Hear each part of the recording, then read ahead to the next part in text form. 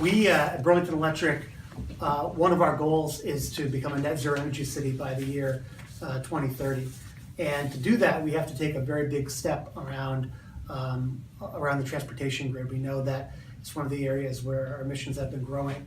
And to do that, we think the best way to do it is to get electric vehicles in the driveways and in the garages of Burlington customers. And so we have been undertaking over the last several months a multi-step approach to making EVs more affordable and more accessible to all of our customers. We started a few months back by offering EV incentives, some of the largest EV incentives in the state.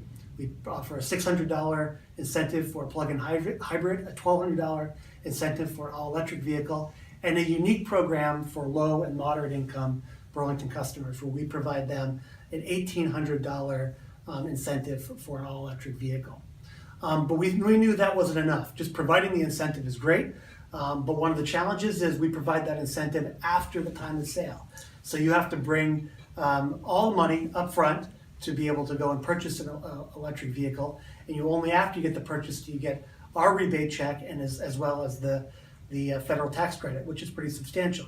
We knew we can't change the federal tax code quickly, so we thought the best way to do the next best thing is to work with our local financial institutions to come up with some innovative financing approaches to use that that incentive that Burlington Electric provides in an upfront way to reduce the cost of ownership from the very first dollar, to provide ways to lower monthly payments and or reduce financing costs. So we are very pleased to partner with three of our great local credit unions. Via CCU, we're joined by Rob Miller here. Vermont Federal Credit Union, our Director of Consumer Lending, Tim Deniska, okay. Yeah. And Bob Lake, the CEO of Green Mountain Credit Union. Each credit union, we'll let them talk a little bit about what they provide. Each is a little bit different by design. I mean, every customer is going to have a unique set of needs. We want to make sure that we provide them with options. Every credit union is going to know their customers better than the electric department does. So we encourage our customers to reach out to these credit unions and work with them to get the best deal possible to make that EV purchase as easy as possible. We think this is really exciting because ultimately we want to be a city that is not just 100% renewable for our power, but is 100% renewable for our electricity and for our thermal heating. That's a vision. We call it our net zero energy city vision that Mayor Burl Weinberger has laid out. And under that vision, we have been operating to try to move the ball down the field. We're making progress. Every time we have an announcement like this, we're getting a little closer to doing it. It's going to take a lot of little announcements like this over the course of the next couple decades to really get there. But we are so pleased to have the visionary leadership of the mayor shows to really allow us to do this. So, Mayor. Thanks, Neil. I do see this strategy as being part of our broader strategic electrification strategy, where we think this is the way we get to net zero in the ground transportation sector as we push more and more Burlington vehicles, whether they're publicly owned vehicles, mass transit vehicles. We're working on several fronts there, or vehicles in the private automobile fleet.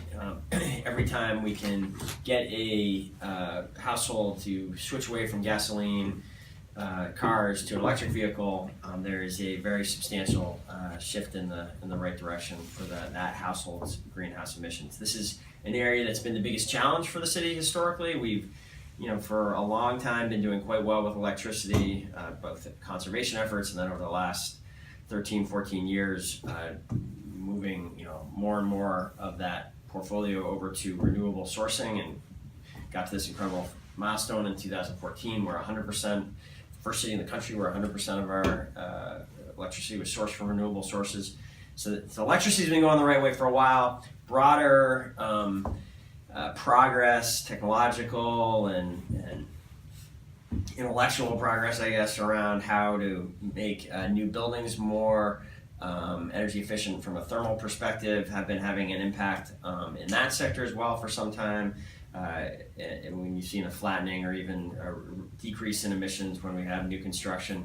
But ground transportation has been the exception. We've seen there, vehicle miles traveled per just continue to rise, and this is such a hopeful, relatively new strategy with what's happening with electric vehicles combined with our sourcing 100% electricity. This to me is the answer. Certainly in Burlington, and I think if we can make it work here, it could have broad implications for the country, the world.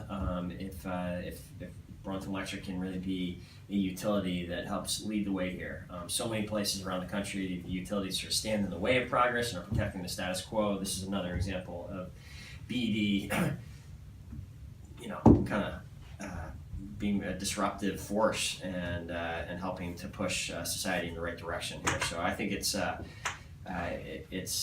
clear that it's going to take that BD alone has limited levers in this, and that's why a lot of the strategies we're pursuing involve key partnerships. This is an exciting new one to have partners from the credit unions.